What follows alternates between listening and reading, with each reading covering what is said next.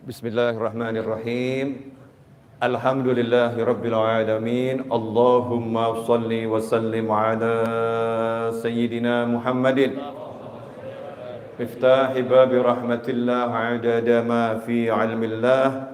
Salatan wa salaman daimaini bidawami mulkillah wa ala alihi wa sahbihi. Allahumma salli ala sayyidina Muhammadin salatan taftahu biha lana futuhal arifin wa tufaqihuna biha fid din wa ala alihi wa sahbihi. Assalamu alaikum warahmatullahi wabarakatuh.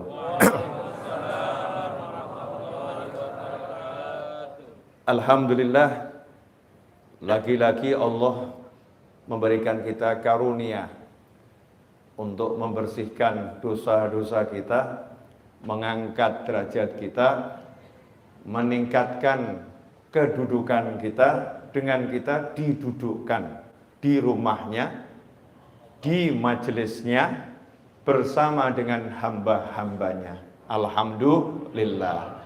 Ini pertanda alamatul khair, pertanda baik. Ya, pertanda baik. Gak mungkin kita gak baik kalau kita dimasukkan ke tempat yang baik. Itu harus kita yakini. Kalau udah kita dimasukkan ke tempat yang terbaik, yaitu masjid, berarti memang kita orang yang baik. Nah, kalau kita masuk ke tempat-tempat yang gak baik, nah itu ngeri itu. Meskipun kita gak boleh menilai orang-orang di tempat yang tidak baik adalah orang yang tidak baik.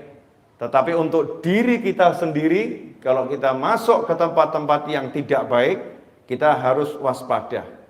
Jangan-jangan saya ini jadi orang yang gak baik lagi nih, karena saya masuk ke tempat-tempat yang gak baik. Sementara kalau kita lihat ada siapapun masuk ke tempat yang baik, walaupun wujudnya itu ya seperti itu. Mungkin hariannya gak baik, tapi beliau masuk ke tempat yang baik, kita harus yakini ini min ahlil khair. Ini orang yang baik. Kalau nggak baik, nggak mungkin diizinkan sama Allah Ta'ala untuk masuk ke dalam rumahnya Allah Subhanahu wa Ta'ala. Kalau bahasa saya begini, saya selektif siapa yang saya izinkan masuk ke rumah saya. Ada yang sampai di halaman, monggo. Tapi kalau mau masuk rumah, bukakan pintu, diajak duduk, nah ini nanti dulu. Kita selektif siapa orangnya ini. Ya siapa orangnya. Begitu pula juga dengan antum, betul atau betul? Selektif. Perkantoran bahkan ada security. Perumahan ada security yang tidak memenuhi standar. Ya. Mall bahkan sekarang security-nya tambah aturan. Nggak pakai aplikasi peduli lindungi, walaupun kamu modelnya seperti apapun, security akan mengatakan, mohon maaf, ya, aplikasinya dulu, atau mungkin ada surat-surat yang mendukung, baru bisa masuk. Begitu pula dengan rumahnya Allah Subhanahu wa Ta'ala, kita harus yakin, siapa yang udah dimasukkan Allah ke sini, berarti orang yang sudah layak, ya, orang yang punya kualitas, ya, orang yang punya kemuliaan. Terlepas kita nggak bisa melihat kemuliaannya, kita nggak bisa melihat kebaikannya, karena kebaikan antar individu yang satu dengan individu yang lain itu tidak sama. Ada pencuri, ada masuk masjid, baik nggak itu? Baik. Mencurinya yang nggak baik. Ada koruptor masuk masjid, baik nggak? Baik. Yang nggak baik apa?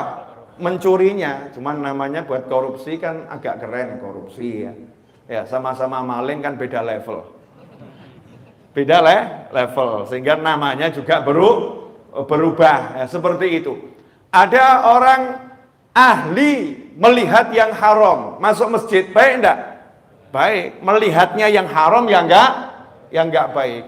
Tapi kalau sampai kita yang punya banyak hal gak baik dimasukkan masjid, sadarlah berarti di diri kita ada minimal satu kebaikan yang menyebabkan Allah mengizinkan kita masuk ke dalam masjid. Itu harus di husnudzon, prasangka baik. baik. Gak akan rugi orang yang berprasangka baik. Alhamdulillah. Ikhwani rahimakumullah, sahabatku dan pemirsa dimanapun antum berada, insya Allah 20 menit. Ya, insya Allah 20 menit. Jangan lihat saya pandangan gak enak. Ya, 20 menit itu kalau barokah ya insya Allah manfaatnya luar biasa.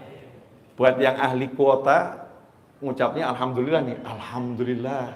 Hanya 20 menit. Hemat kuota itu. Mungkin buat yang di sini kok terlampau cepat 20 menit. 20 menit insya Allah kita udah masuk waktu Isya.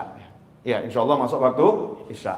Jadi 20 menit ini insya Allah berkah. Saya mau bicara tentang serahkan urusanmu kepada Allah. Serahkan urusanmu kepada Allah. Ini yang pengen saya sampaikan dan sebarluaskan beberapa hari ini, terus saya ulang-ulangi meskipun judulnya berbeda, gayanya berbeda, tapi intinya sama. Ya, intinya sama. Kali ini judulnya serahkan urusanmu kepada Allah. Kenapa ini saya angkat? Ya, kenapa ini saya angkat untuk bulan ini atau mungkin bulan-bulan ke depan, tema ini akan saya hangatkan gitu. Serahkan urusanmu kepada Allah Subhanahu wa taala. Karena ketika saya buka kolom khusus untuk bertanya, ya, kolom khusus untuk bertanya lewat pesan WhatsApp di nomor tertentu, itu pertanyaan yang masuk rata-rata pertanyaan orang, mohon maaf gitu, mentok, pusing, banyak hutang bingung, suaminya nyebelin bingung, istrinya ngeruwetin bingung, anaknya nggak bisa diatur bingung, tetangganya reseh bingung. Ini bahasanya orang zaman sekarang gitu ya. Di kantor banyak masalah, bingung. Satu kata gitu, bingung cari solusi. Ya, bingung cari solusi. Ini yang terjadi di tengah-tengah masyarakat dan harus disolusikan. Kalau kita bilang, kamu hadir majelis, jawabannya saya ini ahli majelis, Bib. Kalau kita bilang, kamu baca istighfar yang banyak, oh udah kebanyakan, Bib. Masya Allah. Udah kebanyakan, Bib. Kalau kita bilang, kamu sholat hajat dan yang lain, udah saya jalankan, Bib. Kalau kita bilang, kamu banyak baca surat Yasin, jangankan Yasin, Bib, khatmul Quran, itu udah saya lakukan berkali-kali. Tapi masih pusing, Bib. Ada enggak yang seperti ini? Ada kan ya? Nah, ini kan pertanyaan yang harus dijawab. Dalam sebuah hadis, ini sekarang tanggal berapa ini? Jumadil akhir. Tanggal berapa? Besok sudah masuk 20, berarti sekarang tanggal 20. Ya, 20 Jumadil akhir. Kalau saya nggak salah nanti dicek lagi. Saya ini juga nggak hafal peristiwa-peristiwa. Nenek saya itu lahirnya tanggal 20 Jumadil akhir. Kenal nenek saya? Kalau nggak kenal keterlaluan. Asli kalau nggak kenal keterlaluan. Nenek saya namanya Fatimah Az-Zahra, putranya Nabi Muhammad SAW, putrinya Nabi Muhammad SAW. Itu nenek saya. Ini tanggal 20 kalau saya nggak salah ya. Nah, kadang cucu kan juga salah tanggal, wajar tuh ya. Oh, cucunya juga nggak jelas. Cucunya nggak jelas. Itu nenek saya kalau nggak salah lahir 20 Jumadil akhir. Malam ini bergeser ke maghrib kan sudah mulai tanggal 20 Jumadil akhir. Maka saya akan mengenang wasiatnya Nabi Muhammad SAW untuk nenek saya, untuk putrinya tercinta Fatimah Az-Zahra radhiyallahu anha. Rasulullah mengatakan, ucapkan wahai Fatimah, baca doa ini. Ya Hayyu ya Qayyum birahmatika astaghith, ya wa min azabika astajir, aslih li sya'ni kullahu wa la takilni ila nafsi tarfata ain. Walaupun riwayatnya beda-beda. Ada ya Hayyu ya Qayyum birahmatika astaghith, kemudian langsung aslih li sya'ni kullahu wa la takilni ila nafsi tarfata ain. Kalau diterjemahkan bebas, kalimat itu diperintahkan oleh Nabi Muhammad SAW kepada putrinya. Nah, ini menarik ya. Saya mau nanya sama bapak-bapak dan ibu-ibu, mohon maaf. Kapan terakhir kali kita panggil anak kita, putra atau putri kita, Kemudian kita ngomong begini, nak, jangan lupa ya, kalau habis sholat subuh sama habis sholat maghrib atau pagi sama sore, jangan lupa baca doa ini. Ini doa favoritnya ibu, ini doa favoritnya ayah. Baca doa ini, insya Allah kamu selamat dunia akhirat. Ayo dibaca, diapalin. Kapan terakhir kali bu? Kok wajah diem semua, kenapa ini? Belum pernah? Belum pernah? Ya udah, jangan nanti malam deh. Besok ya, cari dulu doanya. Nah, bapak ibu apalin dulu, baru anaknya suruh ngapalin. Jangan nanti gila, jangan lupa ya baca doa ini. Doanya apa? Sebentar, lihat Google dulu. Sebentar, jangan gitu. Kita hafalkan dulu doa-doa yang bisa kita wasiatkan untuk putra-putri kita. Karena hadiah terbaik seorang mukmin kepada mukmin yang lain adalah ilmu, adalah doa. Maka hadiah terbaik kepada anak adalah bekali ilmu akhirat. Kasih dia amalan, kasih dia zikir, kasih dia doa. Itu akan jadi bekal yang abadi selama-lamanya. Dan itu dilakukan oleh Nabi Muhammad SAW meskipun beliau pembuka. Surga nggak akan bisa dimasukin siapapun kalau belum dimasukin oleh Nabi Muhammad SAW. Meskipun yang punya kuncinya adalah Nabi Muhammad SAW, tapi Rasul rajin ngomong pada keluarganya, baca ini, baca ini, baca ini, amalkan ini, amalkan ini, amalkan ini. Sementara kita nggak punya pembuka kuncinya surga kecuali nunut Nabi Muhammad SAW. Kita yang ada sama anak, jangan lupa sarapan, jangan lupa makan siang, jangan lupa mandi, jangan lupa gosok gigi, jangan lupa bersihkan tempat tidur, jangan lupa olahraga, jangan lupa, tapi kurang muncul, jangan lupa baca doa ini, jangan lupa baca doa ini, jangan lupa baca doa ini, itu hampir tidak muncul dari lisan kita. Bukan nggak pernah, yang mungkin pernah, tapi ya presentasinya sangat minim. Betul atau betul? Ya nggak betul juga nggak apa-apa, tapi saya yakin betul. Ini karena berdasarkan pengalaman di lapangan ya. Saya kan orang lapangan, kumpul dengan masyarakat. Ya Hayyu ya Qayyum, duhai yang maha hidup dan maha kuasa mengurus segala sesuatu sendiri. Ya Hayyu ya Qayyum, manggil Allah dengan panggilan yang sangat indah, yang Allah ajarkan kita untuk berdoa dengan nama-namanya. Ya Hayyu, Ya Qayyum. Setelah panggil Allah, baru kemudian minta. Panggil Allahnya dulu, baru kemudian minta. Birahmatika astaghith. Astaghith itu kalau bahasa Indonesianya istighothah. Kita kalau istighothah kan sudah kenal ya. Istighothah kubro, artinya kumpul bareng-bareng, betul-betul doa, zikir, minta tolong pada Allah Subhanahu wa ta'ala. Kalau dalam bahasa Arab kita bilang aghithni, tolong saya, please help me. Artinya dalam kondisi yang sangat terdesak dan butuh bantuan, emergency. Itu dengan kata-kata istighothah. Ghauth, ya, aghithni, ini emergency. Kalau nggak emergency, nggak tahu darurat, biasanya ini gitu ya. Lebih itu nanti masih nggak jadi masalah, nggak langsung. Tapi kalau udah akhir nih, orangnya udah mau tenggelam, tangannya sudah dikeluarin, ya cuman tangan yang kelihatan, tolong saya, tolong saya. Nah, ini kalimatnya akhir nih.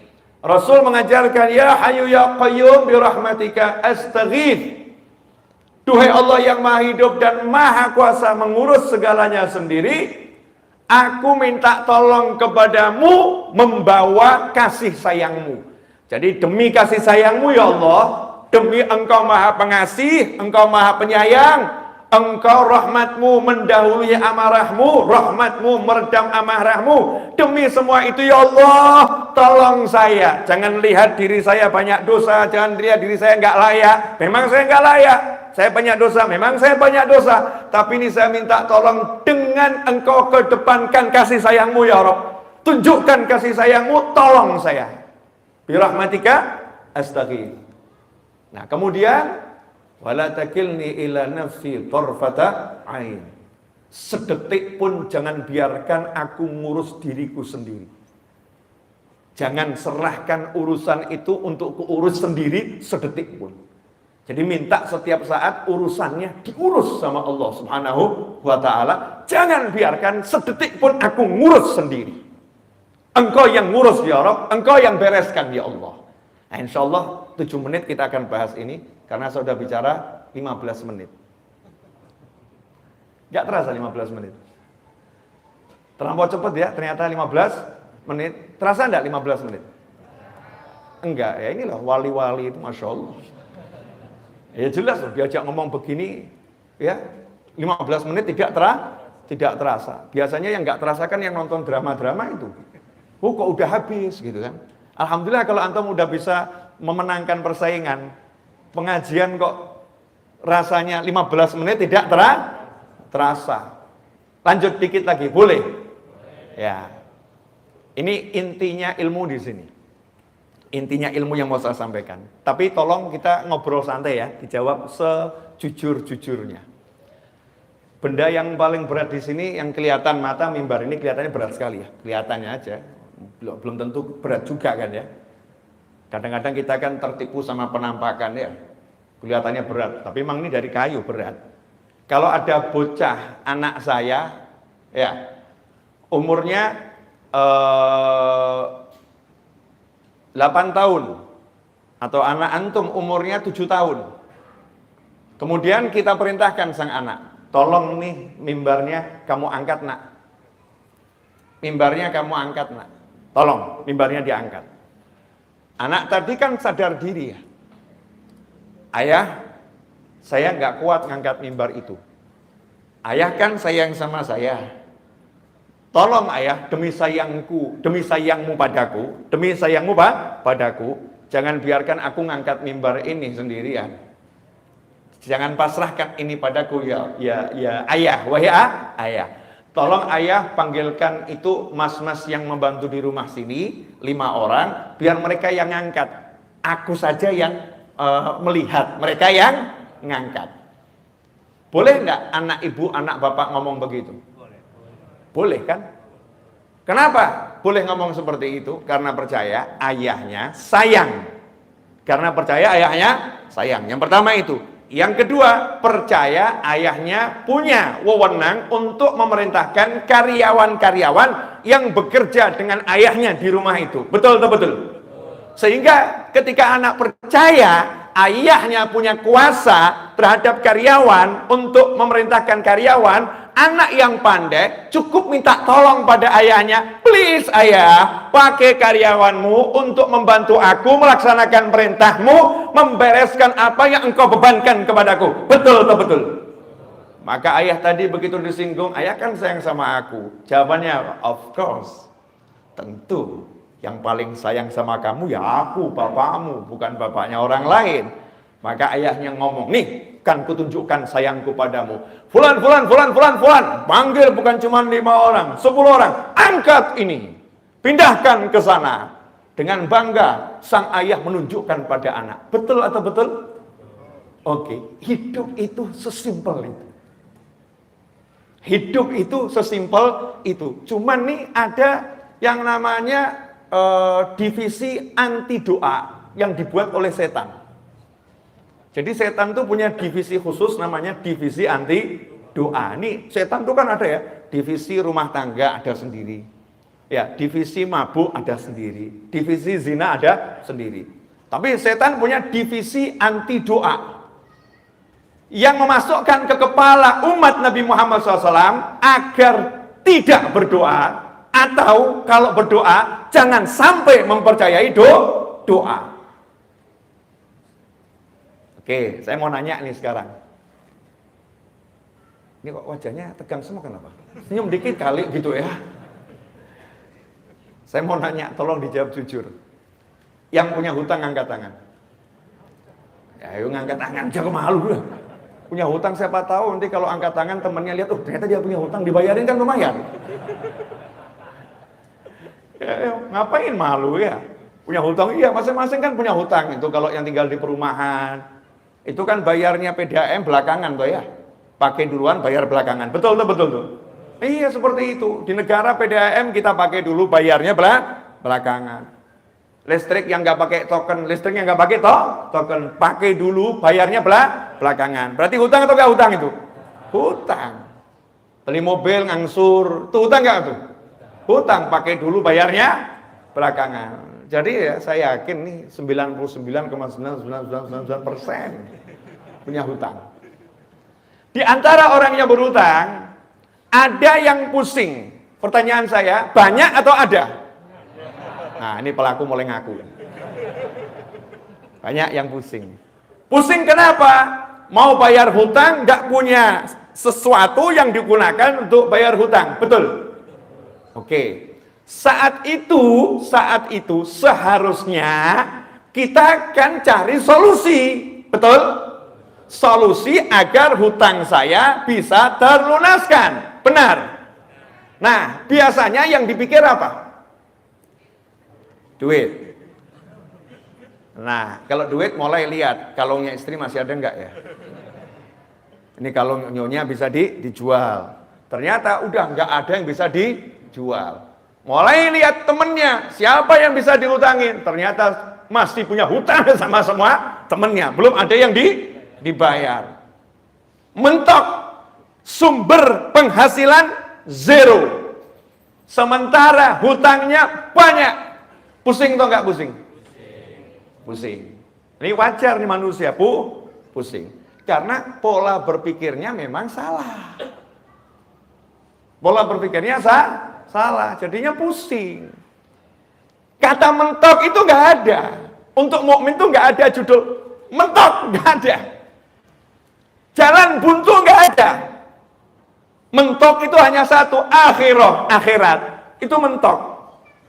Setelah sampai akhirat, akhir nggak ada lagi ya. Setelah surga ya nggak ada, ya surga selama-lamanya di sana, mentok. Habis. Tapi kalau hutang, masalah, nggak ada judulnya, udah mentok, nggak ada. Yang ada pikiranmu buntu. Betul. Karena kamu pakai pikiranmu sendiri, mikir sendiri, usaha sendiri, mengutamakan kemampuan sendiri, merasa dirimu Tuhan yang menguasai jagat raya ini, sehingga pikirmu bisa merubah sesuatu, maka dibuat blok. Ayo mikir apa lagi? Mentok. Tapi beda dengan orang yang udah kenal sama Allah Ta'ala dan paham apa itu yang namanya hidup. Hidup ini milik siapa? Inna lillahi wa inna ilaihi raji'un. Miliknya Allah. Semua miliknya Allah. Maka konsep yang paling sederhana, kembalikan segala sesuatu kepada Allah. Ketika mau berhutang, minta izin sama Allah. Ya Allah, saya mau hutang, tolong nanti lunaskan hutang saya ya Allah. Dengan mudah. Sekarang yang mau hutang nggak izin sama Allah, begitu mau hutang, lihat aset yang dimiliki. Betul nggak betul? Lihat kolega yang dimiliki. Lihat teman-teman yang bisa dihutangi nanti kalau kepepet. Lupa kalau yang maha kaya adalah Allah Subhanahu wa ta'ala. Langkah awal ketika berusaha sudah salah karena menyandarkan semua usahanya kepada makhluk, kepada ciptaan yang lemah, bukan kepada maha pencipta, yaitu Allah Ta'ala. Qul huwallahu ahad, Allahus samad. Katakanlah cuman Allah yang ada, Allah yang esa. Hanya Allah tempat berharap, bergantungnya segala sesuatu. Nah, alhamdulillah Allah tuh maha baik. Kirimkan utusan, ngajarin kita semua. Itulah makna la ilaha illallah Muhammadun Rasulullah SAW. Gak berhenti di la ilaha illallah. Tuhan hanya Allah, tapi Allahnya kasih utusan untuk menjelaskan semua kebutuhanmu. Semua yang menjadi harapanmu, semua menjadi keinginanmu, cara menggapainya bagaimana, biar selamat caranya bagaimana. Allah kirim utusan 100%, semua perbuatan dan ucapan dan diamnya utusan ini di bawah kendali Allah Subhanahu wa ta'ala. Jadi tidak ada yang lebih hebat dari Nabi Muhammad SAW. Ucapannya, diamnya, gerakannya, semua adalah wahyu ilahi. Jadi gak mungkin salah. Kalau udah paham begini, tenang buat yang udah la ilaha illallah Muhammadun Rasulullah SAW. Begitu punya masalah apapun itu, yang pertama kali didatangi adalah Allahnya. Allahumma ya Allah, saya punya hutang, saya punya suami nyebelin, saya punya istri yang gak bisa denger ucapan saya punya anak yang perilakunya udah kelewat batas, saya punya masalah di kantor, saya punya. Pertanyaan saya, ucapan kita yang seperti itu sebetulnya sama enggak dengan anak kita tadi? Ketika lapor sama bapaknya, sama enggak? Sama. Saya percaya Tuhan saya dan Tuhannya segala sesuatu, la ilaha illallah, maha kuasa, maha bisa, dan aku tak bisa apa-apa. Maka saya serahkan sama Allah. Saya enggak bisa ya Allah. Saya usaha. Seperti yang kau perintahkan, saya akan terus berusaha. Tapi jujur, saya nggak bisa apa-apa. Makanya saya minta tolong sama kamu ya Allah. Tolong ya Allah, bla bla bla bla bla bla bla bla. Sekarang saya mau nanya, semua yang di jagat raya itu dalam genggaman siapa? Allah. Genggamannya Allah Ta'ala. Dan Allahnya udah bilang, Udu'uni astajib lakum. Panggil aku akan jawab panggilanmu. Makanya doa tadi pertama kali, Ya Hayyu Ya Qayyum. Kalau kita berdoa, Allahumma Rabbi inni Ya Rabbana. Manggil Allahnya dulu. Allah. Nggak ada doa ujuk-ujuk. A'inni ala dzikrika wa syukrika wa husni ibadatik. Depannya pasti Allahumma. A'inni ala dzikrika wa syukrika wa husni ibadatik. Allahumma ya Rabb ya Rabbana. Semua itu bentuk manggil Allah Ta'ala. Maka nomor satu, panggillah Allah dengan yakin. Gak ada yang bisa selesaikan urusanmu kecuali Dia. PD, Allahumma. Begitu kita bilang Allahumma, langsung jawabannya, Labbaik abdi. Kenapa? What happened? Apa yang terjadi? Apa yang kamu butuhkan? Apa yang kamu inginkan? Kamu butuh apa? Kita jawab bla bla bla bla bla bla bla. Allah bilang astajib lakum. Jangan khawatir. Semua permintaanmu, permohonanmu aku jawab. Aku jawab. Anak tadi ngomong sama ayahnya, ayah perintahkan mas itu. Bapaknya ngomong, oke nak, deal, selesai. Anak tadi yang nyantai aja, udah masalah udah diurus sama ayah. Dia nggak akan nanya berkali-kali, ayah masnya udah dipanggil belum ayah? Ayah ini masnya kok nggak kelihatan, mana sih ayah? Ayah bisa nggak sih manggil mas tadi itu? Bisa nggak sih ayah? Nggak nanya, karena apa? Percaya sama ayahnya. Nah, sementara kita ngakunya percaya sama Allah, nanya melulu, kabul nggak ya? Kok belum ada tanda-tanda pengabulan ya? Terwujud nggak ya? Jalannya hidup dengan mikirin kabul nggak? Karena nggak percaya, ya Allah tolak urusan dulu. Kamu nggak percaya sama aku, kamu nggak trust sama aku. Ikhwani rahimakumullah. Lah itulah fungsinya divisi setan. Begitu kita doa, setan yang bisikin, emang doamu bisa nolong kamu? Emang doamu bisa nolong kamu? Nggak bisa, kamu harus berusaha. Nggak berusaha ya nggak bisa tertolong. Setan sebelah kiri bisikin, usahamu udah mentok, nggak ada jalan keluar, mau usaha apa lagi? Jadi ya doamu ya percuma, nggak akan menghasilkan apa-apa. Ngomong nggak ada usaha yang bisa kamu lakukan kok. Kamu udah mentok, blum, akhirnya diem, merenung, mata mendelik. Gajah ngomong diem, stres. Tapi lain kalau orang yang udah percaya sama Allah, dia bilang sama setannya, udah cari pasien yang lain, jangan saya. Ini buat anak-anak TK, SD itu ya wajar. Profesor seperti saya jangan diganggu yang model begini. Ya usaha nggak usah diajarin. Bayi lahir aja usaha, kok nggak usaha nggak lahir tahu. Bayi lahir aja usaha, nggak nggak lahir. Aku masih kecil aja udah tengkurap, modalku cuman ibuku datang. Tengkurap ini nggak telentang tengkurap, ini kalau nggak ditolong aku mati. Nah, modalku cuman langsung ibuku datang ditolong. Masa sekarang aku nggak awet-awet manggil Allah nggak ditolong? Emang kamu siapa? Kurang ajar. Minggir kamu. Oh, setan kurang ajar. Kalau setannya manusia jangan dibegituin. Setan minggir kamu jangan. Wah nanti jadi masalah itu nanti jadi masalah itu cukup di hati di pikiran. Yakin sama Allah Subhanahu wa Ta'ala kan enak tinggal ngomong. Ud'uni astajib lakum. Terakhir udah 30 menit tuh. Perpanjangan waktu 10 menit ini udah. Ini adzannya kan sudah 3 menit lagi ya? Setelah adzan bisa nyambung lagi. Iya, setelah adzan saya mau nyambung di tempat yang lain. Saya ini malam ini jadwal ada neneknya murid saya itu tahlil yang hari ke-40. Jadi bukan jadwal saya ceramah di sini. Kebetulan Habib Ges lagi berhalangan. Kemudian saya diminta tolong karena saya lagi ada di Jakarta. Habib bisa nggak? Oke, siap, seneng saya. Kalau waktu buat ngajar apalagi di sini saya senengnya luar biasa. Nah, jadi setelah dari sini saya cus ke tempat yang lain. Boleh toh? Nggak boleh juga tetap jalan. Tetap jalan. Terus apa fungsinya ngomong? Ya nggak tahu, asal ngomong aja ini. Nah, hadirin yang dimuliakan Allah Ta'ala. Ini akhirnya untuk menggabungkan dari awal tadi. Yang terakhir begini, simple. Pernah tahu yang film-film tukang sihir itu?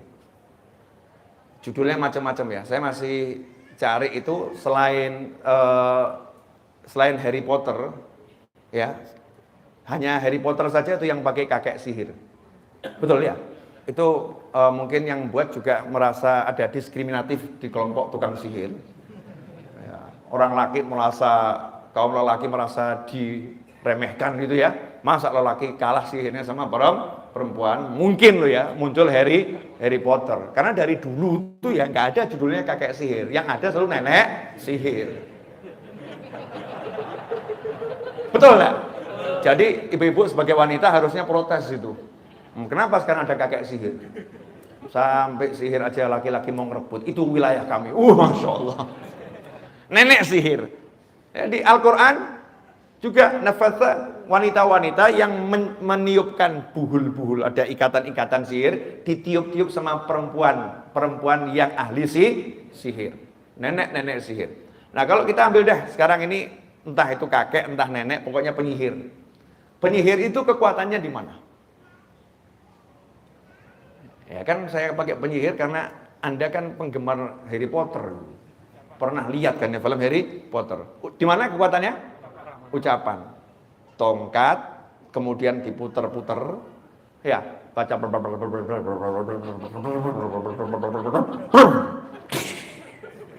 Betul? Nah, pertanyaan saya, sekedar ucapan kemudian bisa jadi? Enggak. Ternyata ucapan harus dengan konsentrasi, percaya kalau ucapan itu akan membuahkan hasil. Betul? Kodok, bus jadi kodok. Kaget.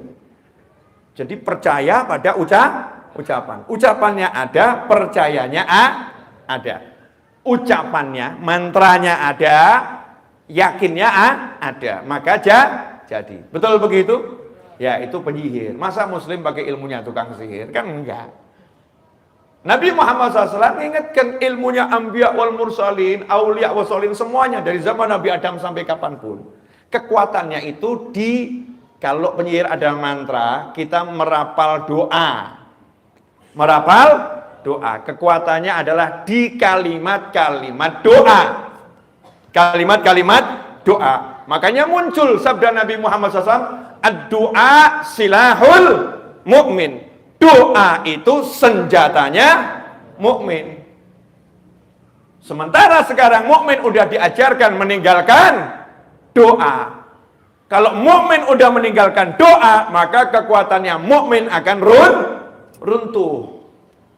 Maka seharusnya yang kita munculkan sekarang percaya pada kekuatan doa. Karena Rasul bersabda, ud'ullah, kama qala sallallahu, berdoalah kepada Allah wa antum, sementara kalian mustaiqinun, percaya 100%, totalitas percaya pasti terwujud bil ijabah.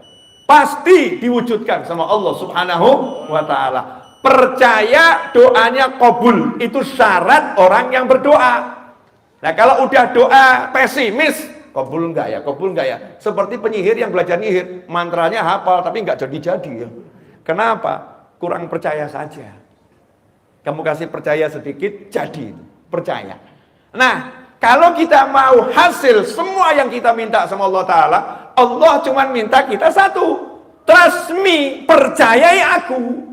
Maka minta dengan yakin, dengan percaya, Allah Maha Kuasa untuk mewujudkan apapun keinginanmu. Kalau jawabannya lah, tapi saya kan nggak mampu, tapi saya kan nggak bisa, tapi saya kan, ya memang orang doa itu judulnya karena aku. Karena aku bodoh, karena aku lemah, karena aku nggak punya, karena aku, dan engkau maha kaya, engkau maha pandai, engkau maha bisa, engkau maha, makanya aku minta sama engkau ya Allah. Kan begitu. Jadi kalau dikembalikan, kan kamu begitu, ya karena saya begini, makanya saya minta sama Allah. Kan kamu banyak dosa, makanya saya minta sama Allah, karena Allah nggak memandang dosanya orang yang meminta. Orang tuh minta nggak disyaratkan, ud'uni, mintalah kepadaku, panggil aku, kalau kamu baik baru aku kabulkan. Nggak ono. Ud'uni astajib lakum, bala syarat, nggak ada syaratnya. Nggak ada syaratnya. Kita saja yang introspeksi, kenapa ya kok doanya belum wujud segera? Kok nggak segera terwujud ya? Kok lama? Oh ya mungkin ada pemeriksaan kendaraanmu, suratnya nggak lengkap, ya terhambat di jalanan. Kalau suratnya lengkap ya langsung. Mungkin itu upaya kita untuk selalu memperbaiki kualitas kita dalam minta sama Allah Subhanahu wa ta'ala. Tapi kalau aslinya Allah nggak pernah lihat modelmu seperti apa. Kalau minta dengan yakin dikasih. Iblis minta dengan yakin dikasih. Ya, kan iblis minta, ya Allah, tolong tunda penyiksaanku sampai hari kebangkitan, gitu kan ya? Tunda penyiksaanku selama-lamanya, jangan disiksa aku. Sama Allah dikasih batas waktu maklum dengan waktu yang tertentu sampai hari kebangkitan saja. Tapi intinya iblis minta dikasih sama Allah. Padahal iblis baru saja unjuk kesombongan. Baru maksiat yang terbesar, sombong pada Allah Ta'ala, minta dikasih. Dosa kita ini paling apa toh paling? Ya insya Allah kan dosanya nggak sombong sama Allah kan nggak toh ya. Paling-paling lihat perempuan yang cantik jadi suka lihat yang laki-laki. Ya, paling kan dosanya model-model begitu. Yang ibu-ibu lihat aktor Korea kok ganteng seneng gitu kan ya. Itu dosa bu. Ya paling kan dosanya model-model begitu. Nggak sampai yang begitu-begitu gitu ya. Nggak sampai begitu. Ya insya Allah kalau kita angkat tangan betul yakin sama Allah, minta sama Allah ya beres. Masalahnya yakin atau tidak. Jadi masalah hidupmu dan hidupku dan hidup kita semua simple sebetulnya. Perbaiki yakinmu, beres urusanmu. Perbaiki yakinmu, beres urusanmu. Dan anehnya ya sama perusahaan yang menjanjikan gaji di akhir bulan kamu percaya, sama Allah yang sudah menjanjikan engkau berdoa pasti aku wujudkan, kenapa enggak percaya? Sama itu loh, kalau pesan online tuh ya, pesan online entah itu food apa gitu ya, kalau sudah pesan kemudian diklik, kemudian sudah siap dihantarkan, ya sudah siap dihantarkan, driver sedang mengantarkan pesananmu, ya engkau kan ya nyantai nunggu di rumah toh. Nggak ngecek terus setiap 1 menit dicek kan tidak ya. Nanti kalau udah datang kan ya datang. Kalau pesan kepada aplikasi online pesan barang pengirimannya next day, ya kita ya juga yakin kalau udah dikirim ya besok sampai. Nggak tiap detik ngecek sampai atau tidak. Kenapa kita pesan sama Allah Ta'ala kok nggak percaya pasti sampai? Seharusnya kita percaya, lanjutkan kehidupan. Jazakumullah khairan. Walafu minkum. 40 menit kurang 20 sekian detik saya udah berbicara. Mudah-mudahan yang singkat ini meskipun mengecewakan, membahagiakan. Wajahnya nggak enak semua gini ya. Ya. Nah, bagi yang ingin belajar lebih jauh sama saya buka kelas khusus di channel YouTube Habib Novel Alidrus. Itu ada program berbayar. Ya, ada program berbayar berlangganan channel YouTube dengan harga Rp99.900 setiap bulan. Ya, setiap bulan belum termasuk PPN. Nanti saya akan mengajar ajaran-ajaran khusus di situ. Di antaranya yang segera insya Allah saya akan mengajar di situ ya untuk pelanggan khusus. Channel saya kan untuk semuanya gratis, tapi ada ruangan khusus yang berbayar namanya ruangan santri virtual. Nah di situ saya akan mengajar insya Allah dalam waktu segera di pekan depan ini, entah Senin entah Selasa saya akan munculkan videonya, kitab Al-Hikam ya, satu demi satu di antaranya itu. Kemudian kitab Riyadhus Shalihin ya, satu demi satu, dan banyak kitab yang lain. Nanti yang penasaran silahkan dicek saja channel YouTube-nya ya, silahkan dicek. Kemudian kalau di MRBJ ngajinya saya kapan, saya aja nggak tahu apalagi Anda. Gitu ya, pokoknya tiba-tiba ada share ya hadir. Ada share hadir, kalau ada waktu luang hadir. Saya kalau lagi ngajar dimanapun, insya Allah saya live streamingkan. Jadi bisa lihat dari channel YouTube saya. Kita bisa terus belajar dimanapun kita berada. Pesan saya sebelum mengakhiri kajian di malam hari ini, jangan kita sibuk mengomentari orang lain, sibuklah mengomentari diri sendiri. Jangan pernah mengomentari hal-hal yang nggak perlu dikomentari. Tapi nggak mengomentari sholat anak kita yang belum beres, sholat pasangan hidup kita yang belum beres, sholat pembantu rumah tangga ART kita yang belum beres. Sibuklah memikirkan rumahmu agar selamat bangsamu. Jangan sibuk memikirkan rumah orang lain dan rumahmu tak pernah kamu perbaiki. Roboh bangunan yang ada di negeri ini. Paham maksud saya ya? Jadi fokus perbaiki diri sendiri dan kembalilah cari ilmu. Insya Allah akan jadi barokah dan manfaat. Wal afu minkum. Wassallallahu ala sayyidina Muhammadin wa alihi wasallam. Walhamdulillahi rabbil alamin. Wassalamualaikum warahmatullahi wabarakatuh.